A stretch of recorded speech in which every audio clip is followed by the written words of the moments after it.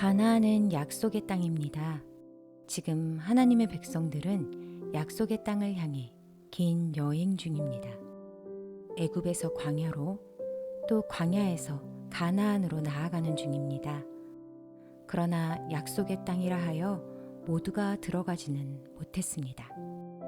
여호와 하나님을 믿지 못했기 때문이며 여호와 하나님의 영광을 가리었기 때문입니다. 그럼에도 긴 여정 속에서 오직 신실하신 하나님만 온전히 쫓은 사람이 있습니다. 바로 갈렙입니다. 처음엔 여행길이 이리도 길어질 필요가 없었습니다. 이스라엘 백성들은 가나안 앞에 도착했었습니다. 가데스 바네아. 그곳에서 가나안을 정탐하고 돌아온 뒤 많은 것이 달라졌습니다. 갈렙의 첫 등장도 이때입니다. 여분네의 아들 갈렙은 유다 지파의 정탐꾼으로 발탁돼 가나안 땅을 백성들보다 먼저 밟았습니다. 40일 동안 하나님이 약속하신 땅을 직접 발로 밟고 눈으로 보고 손으로 만지며 갈렙의 소망은 더욱 커졌습니다. 이 땅은 하나님이 우리에게 주신 땅이다. 하나님과 함께라면 우리는 능히 이길 수 있다. 그렇게 12명의 정탐꾼이 가나안을 함께 보았지만 모두가 같은 꿈을 꾸지는 못했습니다. 12명의 정탐꾼 중 10명은 두려움에 떨었습니다. 10명의 사람들은 자신의 생각으로 가나안을 바라보았기에 거인들 앞에 스스로가 보잘것없는 메뚜기처럼 보였고 다시 애굽으로 도망가려 했습니다. 하지만 여호수아와 갈렙은 달랐습니다. 여호와 하나님과 함께 걸었고 하나님의 눈으로 그 땅을 보았습니다. 하나님은 여호수아와 갈렙을 제외한 믿음 없는 백성들에게 진노하셨습니다. 불순종한 자들은 약속의 땅으로 갈 수 없게 되었습니다. 불순종한 자들이 모두 멸망할 때까지 온 공동체는 함께 오랜 광야의 시간을 보내게 된 것입니다.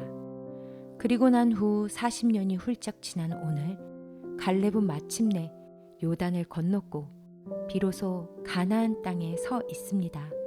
40여 년 전 가데스 바네아에서처럼 여전히 당당하게 하나님과 함께 서서 우리에게 믿음이 무엇인지 가르쳐 줍니다.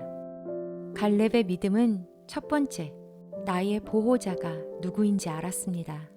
광야에서 목마름이나 배고픔이나 추위나 더위에도 하나님이 자신을 버렸다고 생각지 않았습니다. 구름 기둥과 불 기둥으로 함께 하시고 바위의 물을 터뜨리시고 만나와 메추라기를 주시는 하나님만이 나의 유일하고 완전한 보호자임을 명확히 알았습니다. 그리고 두 번째, 갈렙의 믿음은 상황에 따라 변하지 않았습니다. 사람들의 말보다 하나님을 신뢰했고 많고 강한 적보다 하나님을 크게 보았습니다. 약속이 이루어지는 시간이 더디어져도 의심치 않았습니다. 날마다 그의 믿음은 더욱 선명해질 뿐입니다. 광야의 모든 시간 동안 그리고 지금까지 갈렙은 언제나 하나님 앞에 굳건히 서 있습니다.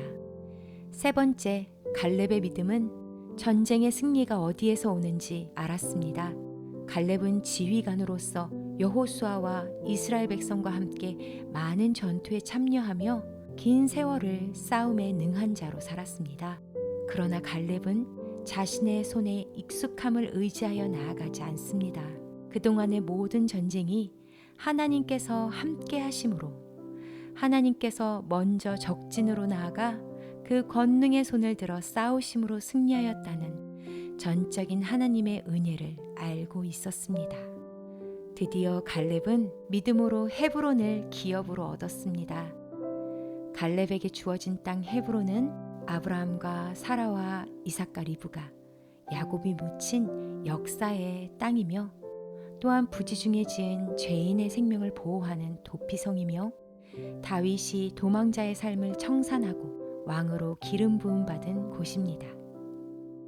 오늘 우리가 여호와 하나님을 믿음으로 서 있는 이 자리도 하나님의 약속이 기억되고 하나님의 열심과 하나님의 한량없는 은혜가 찬양되는 역사의 자리가 되길 소망합니다. 또한 죄사함과 용서가 이루어지는 회복의 피난처가 되기를 소망합니다. 마지막으로 성령의 충만한 임재 아래 참 왕이신 하나님의 뜻이 이루어지는 하나님의 나라가 되길 소망합니다. 우리의 소망을 이루실 주님을 찬양합니다. 아멘.